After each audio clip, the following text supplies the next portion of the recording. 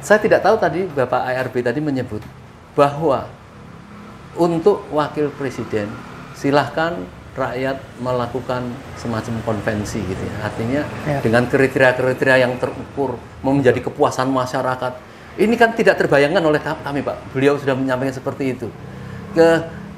Kira-kira ada pesan apa dia menyampaikan itu? Apakah menyampaikan pada partai yang belum berkonvensi, oke, ayo kita konvensi, kita melakukan satu koalisi. Tetapi ingat loh ya, jangan ngancam-ngancam aku koalisi tapi aku minta wakil presiden. Nah, apa kira-kira itu nggak? Saya melihat beliau jauh sekali itu cara berpikir. Kira-kira beliau ini mengintrodusir berhentilah transaksional, itu pesannya. Gitu ya. Itu yang dilakukan Pak Surya Paloh. Jadi jangan karena gue ngusung, gue harus wakil presiden. Itu yang Pak Surya Paloh dan Pak Anies sampaikan itu, pilihlah orang yang memang punya kompetensi. Jangan kayak sekarang, gue harus jadi presiden. Loh, ini mau jadi bagaimana sih?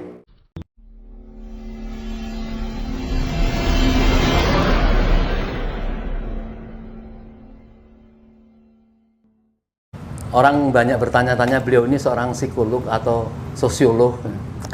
Tapi banyak bicara masalah-masalah kepentingan, masalah sosial politik, sangat peduli sekali. Maka itu kita berbahagia pada sore hari ini.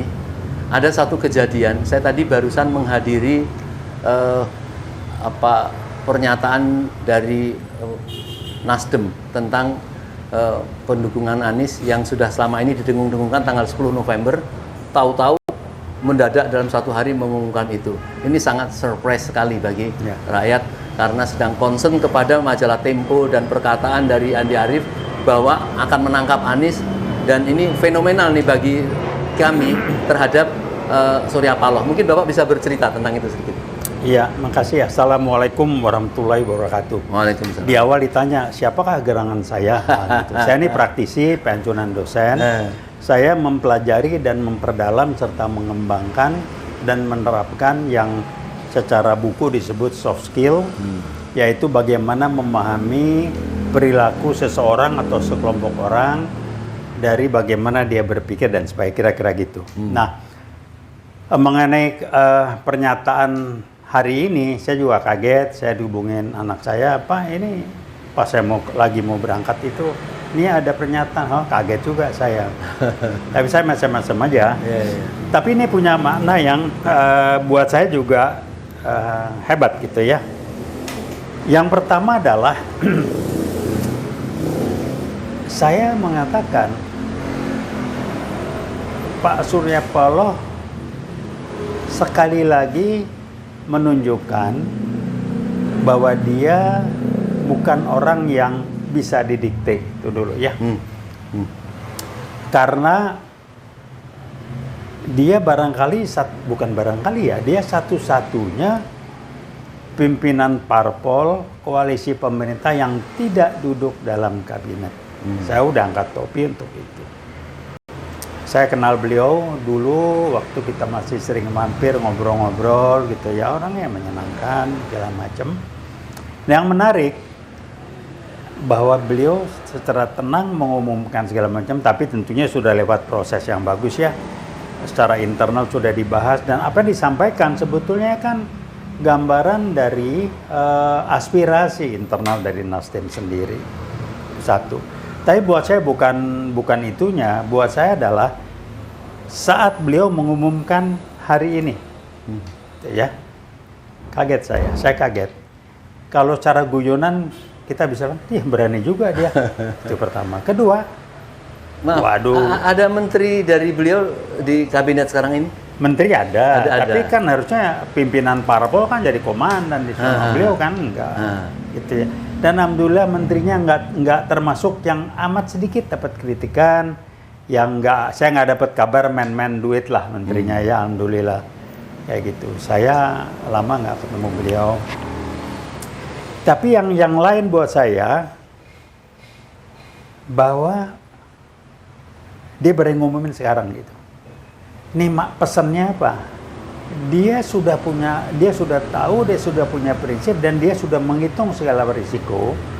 Dan tentunya ini saya memahami sebagai dia memutuskan itu bukan dasarnya hitung-hitungan material, bukan transaksional. tapi keyakinan dia yang mestinya untuk kepentingan bangsa dan negara. Sebab dengan dia mengumumkan sekarang, dia nggak dapat lagi tuh, nggak punya bargaining lagi untuk dapat cuan. Barangkali triliun segala macam, janji saya. Karena lawan-lawannya pasti kalau dia ngumumin, atau oke lah, lo nggak ngumumin, nggak milih dia, Jadi gua kasih kira-kira partai. sudah diperhitungkan lah bagi dia ya. Iya, jadi karena yang menonjol sekarang ini Pak Taufik, hari-hari Anies mau ditangkap oleh KPK. iya, Dan itu untuk supaya tidak ada partai berani mengusung beliau gitu. Nah, itu seolah langsung dijawab sama beliau. Dan tadi terus terang dari Nasdem saya mampir ke KPK karena akan ada demo dan saya mau naik panggung juga lah menyatakan perlawanan untuk apabila ditangkap. Ternyata demo itu langsung tidak ada, sepi. Kemungkinan artinya Firly seolah-olah tidak berani melanjutkan ini atau seperti apa pengamatan Pak Taufik? iya. Jadi saya melihatnya sebagai ya dia ngirim pesan ke semua yang berkepentingan ini, yang ingin, yang lawan-lawan yang takut kalau sampai Anies maju sebagai capres. Ya udah, ya jangan macam-macam lagi lah, paling enggak gitu ya. Kemudian yang kedua, Nasdem Surya Paloh dalam hal ini mainkan pesan dia nggak percaya itu. Nah sekarang mengenai KPK, Firly, kalau saya bilang udah lupakanlah lah. Tapi saya baru jelas 100% melihat kenapa dulu Firly sampai bikin tes ini tes itu, mengeluarkan sekian puluh jajarannya, karena memang mereka itu yang orang yang tidak bisa disetel untuk kepentingan politik. Firly ini sudah jadi bagian kepentingan politik. Urusan apa dia gitu? Periksa KPK, kalau mau ditangkap mah tuh Ahok tuh banyak tuh. Ya, kok dicari-cari, kasar betul gitu. Jadi pesan saya ke Firly, tolong rada cerdas lah, bintang Anda 3 tuh, jangan bikin malu aja. Betul, saya apa kira-kira Surya Paloh memberikan jawaban terhadap oligarki, kira-kira mungkin ada seperti itu? Jawaban Surya Paloh tidak menjawab oligarki, tapi dia ngirim pesan. Saya punya prinsip, punya life values, punya apa yang namanya pegangan moral, inilah moral-moral saya. Kalau sudah berbicara kepentingan bangsa dan negara, ini tidak ada ditransaksionalkan demi kepentingan saya pribadi dan atau kepentingan dari parpol saya. Jadi saya nangkepnya itu ya. Ini luar biasa, karena kalau dia mau dapat duit, waduh, ini gede bener nih, itu kelas T itu. Iya, paling tidak semua orang menilai momentumnya luar biasa daripada Surya Paloh ini, menyebabkan peta politik langsung berubah. Kira-kira menurut Pak Taufik kan tahu bahwa yang diharapkan Anies ini untuk minimum untuk bisa masuk mempunyai tiket itu kan ada 3 partai kan. Iya. Nasdem, PKS, dan Demokrat. Iya. Nah, mereka nampaknya bersepakat tanggal 10 November mau melakukan deklarasi itu. Iya. Tetapi mungkin dengan pertimbangan yang kita anggap hebat lah Paloh itu ya. Dia mengapa harus memilih segera itu. Juga. Kira-kira partai yang lain itu kira-kira tetap pada keberadaan komitmen awal atau kira-kira ada gangguan-gangguan mungkin? Mestinya ya. Mestinya ya. Kalau saya melihat pernyataan-pernyataan dari AHY dan PKS, ya mestinya juga nggak dibayar, nggak akan bisa pakai cuan lah ya.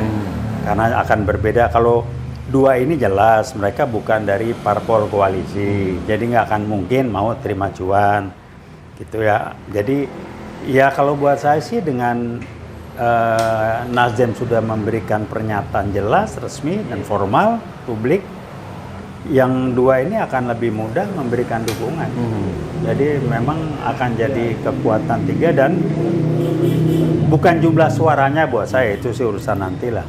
Tetapi yang saya ingin soroti adalah bagaimana Surya Paloh mengajarkan ke publik, beginilah mestinya partai politik, beginilah mestinya berpolitik, sehingga ada yang dulu saya bilang otaknya nggak nyampe, politik itu cair, politik itu dinamis. Lo yang nggak punya prinsip, yang lo salahin politik. Jadi Surya Paloh punya prinsip, nggak punya prinsip. Dia tapi yakin benar tentunya aspirasinya. ada satu objek yang harus kita bicarakan tentang ARB ini, Anies Rashid Baswedan. Kayak bisa menyihir masyarakat sehingga Surya Paloh juga tidak ada malu-malu, rasa bangga mengunjungi dia. Ini ada peran dari langit atau bagaimana nih Pak Anies ini tahu bisa mau menyatukan keresahan bangsa ini? Kalau saya sih melihatnya ya, Anies ini sebagai orang melihat sebagai gubernur, nggak ada rekam jejak yang korup.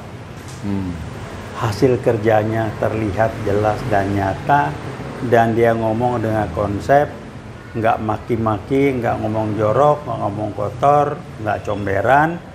Hasil kerjanya dirasakan orang. Nah, jadi akhirnya apa? Orang berbicara hasil. Bab apapun yang kita sampaikan, orang akan bicara mana buktinya. Hasil kerja kan bukti. Nah, beliau menunjukkan bahwa beliau itu memang punya konsep, punya gagasan tuh nggak sekedar reaktif, instan, kayak pindah ibu kota tuh tiba-tiba pindah. Itu kan nggak ada, semua terprogram dengan baik. Dan beliau sudah menyiapkan, dan saya lihat di medsos sumber saya terus terang, dia memenuhi janji atau kata-katanya yang memang disampaikan karena prinsip. Dia akan mengayomi seluruh warga DKI, tidak bicara kelompok ini, kelompok itu, dan dia buktikan. Saya lihat di medsos bagaimana dari warga DKI yang agamanya Kristen, non-Muslim lah ya, juga mendukung beliau. Yang saya lihat dari yang etnis non-Pri juga dukung beliau, sehingga saya melihat ya apa yang diucapkan itu dirasakan. Kan yang merasakan bahwa mereka itu walaupun minoritas tapi diperlakukan dengan adil kan yang bersangkutan. Ini buat saya nggak mudah. Ada gubernur yang lain nggak tahu saya. Tapi yang saya lihat pantau bagus ya Jawa Timur ya, Ibu Hovifah segala macam. Jawa Barat ya so-and-so yang tadi menyinggung itu. Mungkin perlu saya sampaikan. Saya mohon komentar dari Pak Taufik. Karena jelas Nasdem sudah memutuskan sesuatu, kan berarti ada partai-partai lain yang belum memutuskan sesuatu, yang kemungkinan biasanya partai besar merasa ingin mencalonkan, ingin dari partainya menjadi wakil presiden tentunya kan. Ya. Nah, masyarakat melihat jangan sampai terjadi di dalam rezim yang lama itu wakil presiden itu sering dihujat-hujat karena hanya sebagai pelengkap penderita, tidak mempunyai tugas sesuatu yang nampaknya berarti gitu.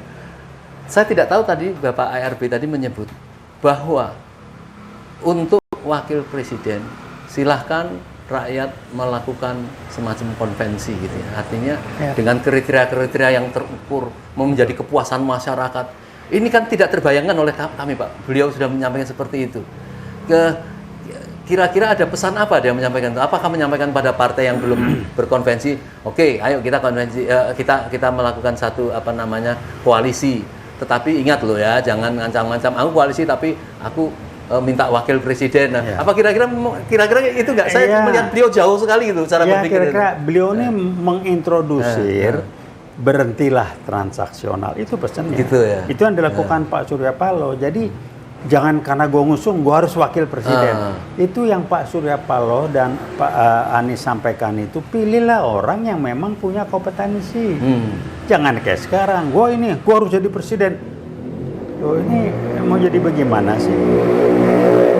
Dalam seseorang dipilih menduduki suatu posisi jabatan publik, bahkan yang lebih rendah lagi bukan jabatan di organisasi atau perusahaan aja, orang harus punya kompetensi kan.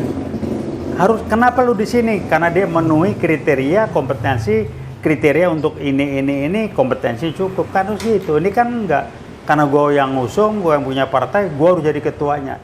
Nanti kalau ditanya kenapa, politik itu cair, politik itu dinamis.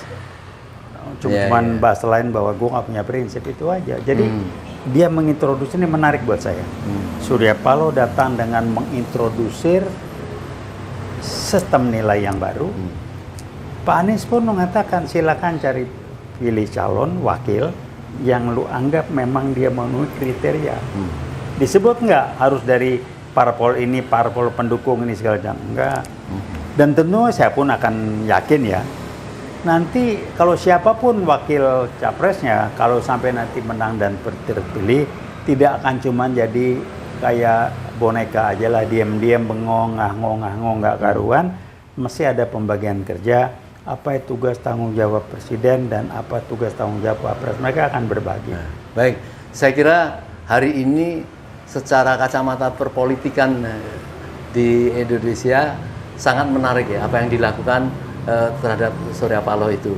Apa yang perlu dilanjutkan untuk memuluskan jalan apalah perjuangan rakyat lah, misalnya kepengen ada pergantian presiden di mana-mana, bahkan Refli Harun bikin lagu 2024 ganti presiden. Nah, apa yang dilakukan Paloh ini menurut saya ini semua sinyal yang kemungkinan akan terjadi. Apa pesan Bapak untuk memuluskan ini? Sinyalnya sebetulnya negara ini sudah amburadul. Jadi tolonglah jangan dilanjutkan yang sudah nggak benar itu. Jadi ya udahlah, nggak usah main angka-angka lah, lihat realita aja lah gitu ya. Utang yang udah nggak jelas untuk apa. Bohong-bohong, BBM dinaikin, ini alat ketahuan buat bayar nyicil utang. Jadi udah tipu menipu, sudah menjadi kebiasaan. Orang berbohong dianggap biasa. Dibenarkan oleh konsultan yang sokot belajar post-truth pret, saya bilang. Saya bilang post-truth pret. Karena pret. Jadi jangan belajar sepotong. Belajar post-truth itu apa? Kenapa terjadi post-truth? Siapa yang bisa, apa yang itu yang... Nah ini ditiru, cuman orang bego yang SU-nya jongkok, yang nggak punya prinsip, yang begitu. Nggak semua orang SU-nya jongkok, nggak semua orang bego. Wah ini dipakai nih. Jadi kalau saya bohong berkali-kali, maka dianggap saya nggak bohong. Saya bilang cuman orang goblok, bego, udah dibohongin masih percaya, dan kalau dia bohong marah-marah. Lah kan udah tahu dia berbohong, kok dia bohong lagi lu marah-marah. Artinya lu masih percaya kan? Masih yang bego siapa? Itu kan mikirnya gitu mindsetnya. Ya, nah, jadi intinya topiknya terakhir nih, kira-kira apakah Firly akan melanjutkan jalannya untuk menjerat Anies atau melihat kenyataan jawaban dari masyarakat? Oh silakan aja, silakan. Gitu ya? Kalau dia sih tergantung arahan kakak pembina, kan hukumnya gitu. Siapa kakak pembinanya? Saya nggak tahu. Mungkin Pak Tito, tapi kenapa kan buku merah masih dicatat publik, atau kakak pembina lagi yang lain saya nggak tahu, mungkin di istana nggak tahu, tergantung. Kalau Firly tergantung arahan kakak pembina, tapi tolong saya cuma bilang silakan. Kalau kakak pembina ngeran ada Sultan ini, wah bagus, buat saya bagus apa? Meledak nih, sebelum 2024 meledak. Kalau nggak KPK digusur kantornya silakan, kalau berani hitung aja lah, silakan. Baik Pak Taufik Baudin, sore hari ini kita sudah berpendapat paling tidak tentang apa yang terjadi, dan kita berdoa semoga ke depan ya, peta perpolitikan koalisi mengkoalisi tentang Pak Anies Baswedan disambut oleh rakyat, dan insya Allah terjadi satu kemenangan, merasa kemenangan rakyat. Terima kasih Pak Taufik. Assalamualaikum warahmatullahi wabarakatuh.